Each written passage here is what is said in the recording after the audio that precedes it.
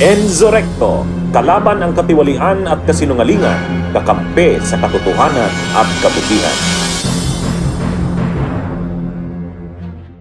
Maganda itong mga latest na decisions. Itong mga latest na decisions, mga pinakahuling desisyon ng mga korte, kahanga-hanga, parang sumasaludo tayo ngayon, lalo na dito sa Sandigan Bayan. Sunod-sunod yung mga magagandang decisions nila. Kahanga-hanga.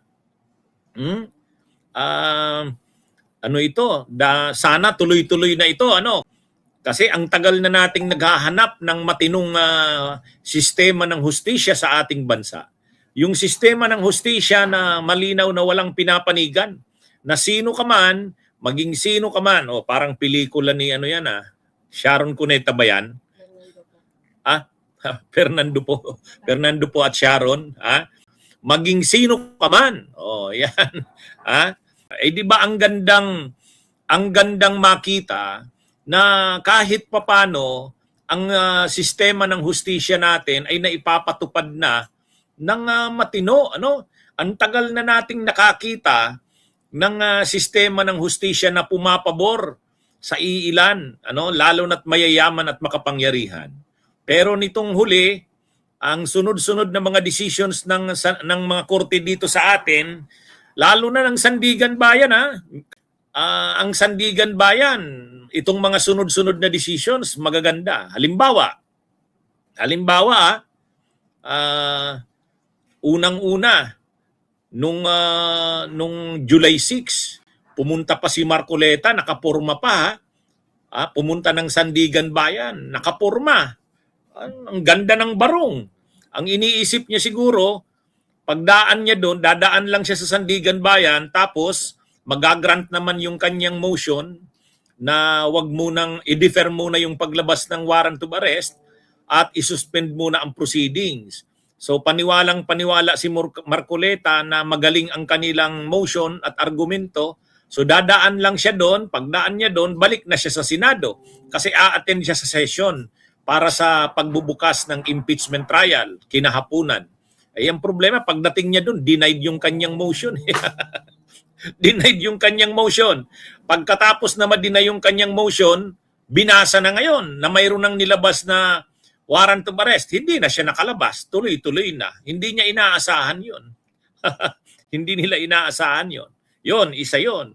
Pangalawa, yung motion ni Bong Revilla na makadalaw siya sa burol ng kanyang kapatid. Hindi pinagbigyan. Hindi pinagbigyan ng Sandigan Bayan. Patay yung kapatid ni Bong Revilla, pero kahit pa may patay, hindi. Kasi marami rin namang mga preso, mga karaniwang mamamayan na nakakulong, namamatay ang kanilang kamag-anak, hindi rin naman pinapayagan.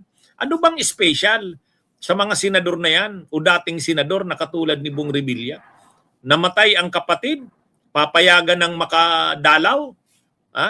Ay bakit yung mga karaniwang tao na nakakulong, hindi naman pinapayagan? So, tama yun. Pantay-pantay ang pagtrato.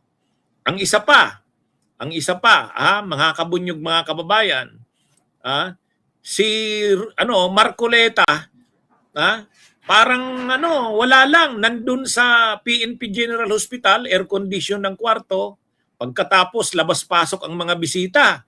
Bumisita si Sara Duterte, bumisita si Padilla, tapos sinasabi ng mga PNP General Hospital staff, mga doktor doon, may mild pneumonia, sabi ng Sandigan Bayan. Anong mild pneumonia? Bakit nyo pinapayagang makapasok ang mga bisita? Wala man lang face masks. Si Marcoleta walang face mask. Si Robin Padilla walang face mask. Paano nyo sinabing may mild pneumonia yan? O kita nyo? Kaya bigla nga yung nasabon. Nasabon yung CIDG, yung PNP, General Hospital, o kaya yan mga kabunyog, magaganda tong mga decisions na ito ng Kortes ng Sandigan Bayan. Kaya mukhang mahihirapan itong mga may kaso sa Sandigan Bayan. Lahat ng motions nila hindi pinagbibigyan ng Sandigan Bayan kapag ang motion ay malinaw na parang ano na sila, special na sila. Walang special. Mga kabunyog, mga kababayan. At ang latest, yung motion na naman ni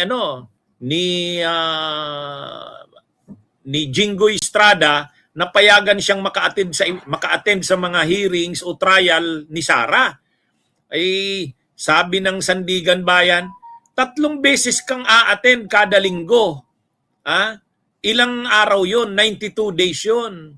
So 32 weeks o 30 weeks sa loob ng 7 buwan.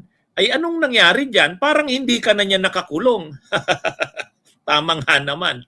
Kaya actually, yung mga sinasabi ko sa inyo, ilan lang yon sa mga latest na decisions ng korte, lalo na ng Sandigan Bayan, na kahanga-hanga. Dapat nating saluduhan.